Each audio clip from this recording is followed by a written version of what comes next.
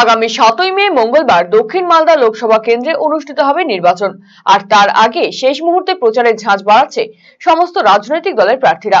এবারে দক্ষিণ মালদা তৃণমূল কংগ্রেস প্রার্থী শাহনওয়াজ আলী রায়হানের সমর্থনে মালদার মানিকচকে ভোট প্রচারে এলেন তৃণমূল বিধায়ক তথা বিশিষ্ট সঙ্গীত শিল্পী অদিতি মুন্সি।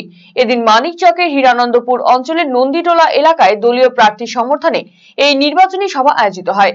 এদিনের সভায় বিজেপি সরকারের জনবিরোধী নীতির প্রতিবাদে সোচ্চার হন বিশিষ্ট এই সঙ্গীত শিল্পী তথা তৃণমূল বিধায়কের পাশাপাশি দক্ষিণ মালদা তৃণমূল প্রার্থী শাহনওয়াজ আলী রায়হান।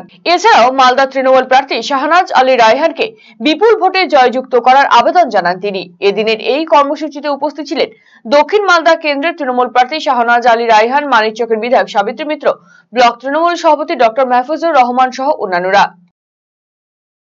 এটা জাতীয় বিপর্যয়, এটা কেন্দ্র সরকারের কাজ।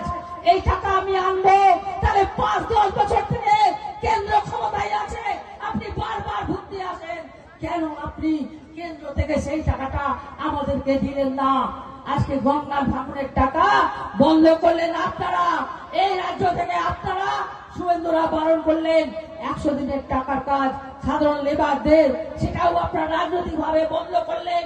আবাসনের টাকা আপনারা বন্ধ করলেন, আইসিডিএস এর টাকা আপনারা বন্ধ করলেন, স্বাস্থ্যের টাকা আপনারা বন্ধ করলেন। ভাবলেন যে আমরা